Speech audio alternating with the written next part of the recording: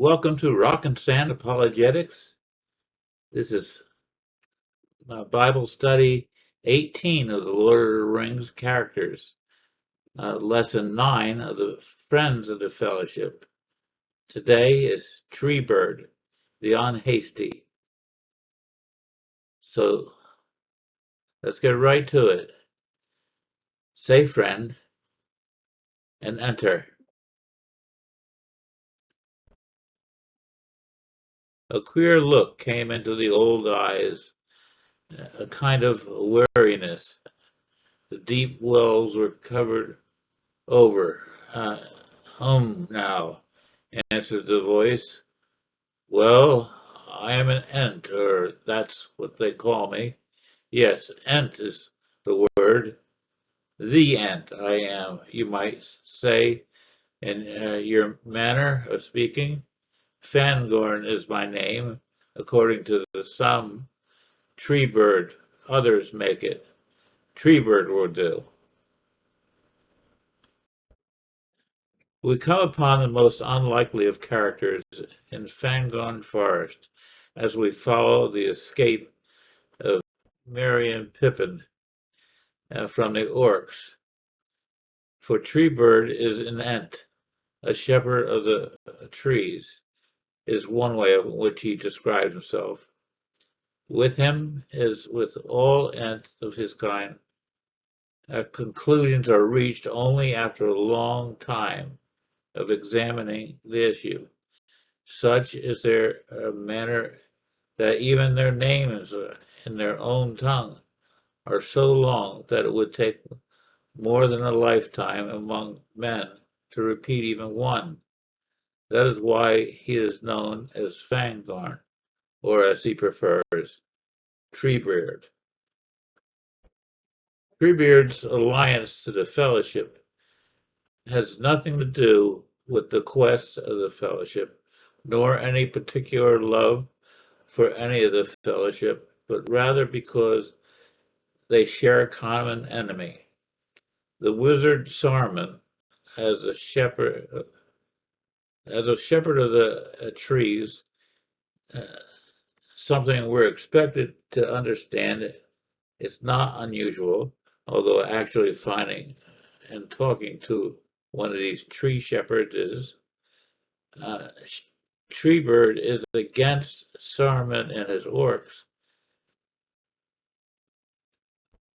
For Saruman has brought his orcs to Fangorn to cut down trees, to build his machines at Orthnak, or to fuel his fires at the White Tower of Isengard. We see then that it's not so much that Treebeard who pitted himself against Saruman, but it was Saruman who pitted himself against an enemy. I can see an interesting thing here. First, there is the fact that Treebeard is slow to reaching conclusions. The Bible tells us to be slow to wrath.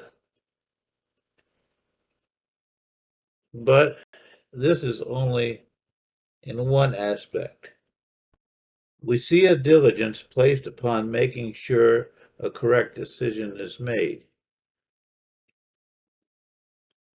In this, perhaps, we can understand the patient forbearance of God towards us.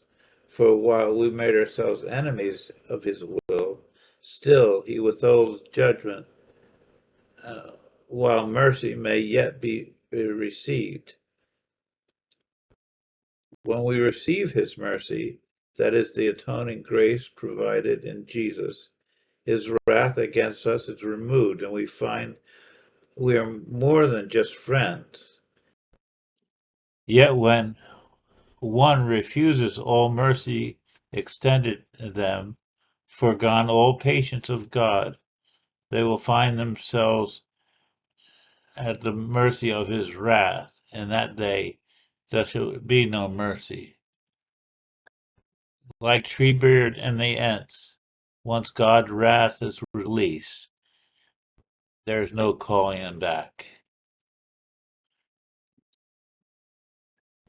There's something of a riddle in the Bible, though it is not stated as such, about the Pharaoh and the fact that God hardened his heart against the people of Israel. 10 plagues were launched against Egypt to gain Israel's freedom. People have asked me, and I have asked myself, how did God harden the heart of Pharaoh? The answer I keep coming up with is that Pharaoh's heart was hardened by his own rejection of each extension of God's love towards him. 10 times God, through Moses, requests that the Pharaoh release his people. With each refusal comes a plague. What would have happened if Pharaoh had agreed to let them leave? I think a very different story may have been told. God knew how Pharaoh would respond, but gave Pharaoh the chance anyway. In the end, his whole army was destroyed.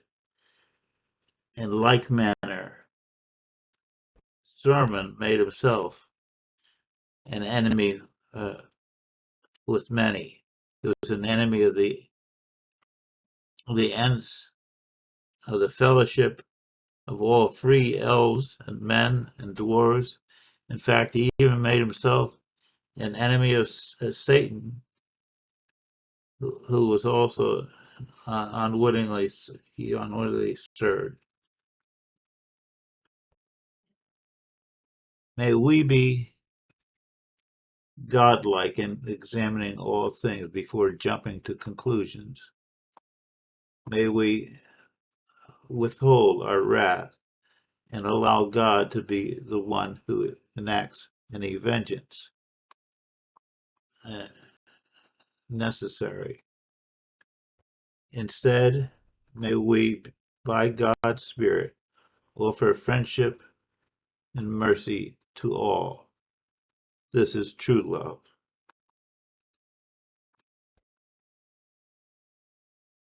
The brothers immediately sent Paul and Silas away by night to Berea. When they arrived, they went to the synagogue of the Jews.